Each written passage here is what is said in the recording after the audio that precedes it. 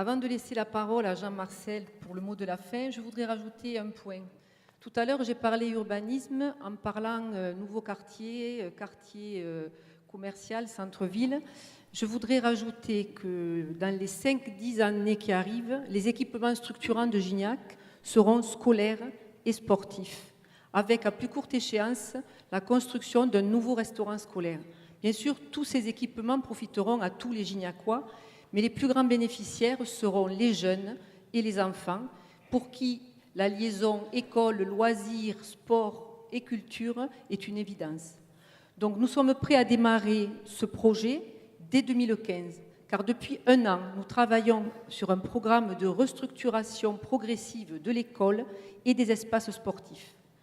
Nous nous sommes accompagnés pour cela d'un cabinet expert, Claude y a fait allusion tout à l'heure, car nous avions besoin de connaître avec grande précision l'évolution des effectifs scolaires. Et contrairement à ce que l'opposition nous dit, il n'y a pas d'urgence démographique.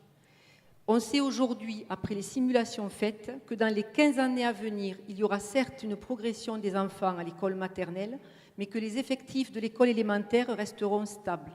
Donc la restauration du groupe scolaire actuel, en l'agrandissant, en le rendant beaucoup plus moderne, a tout son sens. C'est un lieu idéal, il est en centre-ville, près de la médiathèque, près des espaces sportifs, près de l'espace culturel. Donc nous voulons rénover ce lieu aux normes actuelles. En plus, ce bâtiment qui date de 1932, je crois, j'ai retenu la leçon, 1932, mérite vraiment qu'on s'occupe de lui. Et nous voulons en faire vraiment une réussite de réhabilitation. Aujourd'hui, l'école de Gignac est citée en exemple dans tout le département pour la mise en place de la réforme des rythmes scolaires et pour le fonctionnement de son ALAE.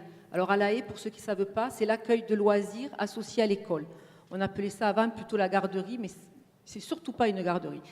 Et donc aujourd'hui, les enfants, les parents et les enseignants sont satisfaits de ces fonctionnements. C'est une vraie réussite. Nous avons la même ambition pour l'école de demain. Nous voulons que l'école de Gignac demain reste une référence en termes d'école du futur, d'école numérique, d'école de la réussite. Et tout ça sur son lieu historique.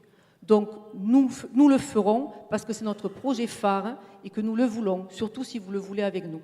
Merci.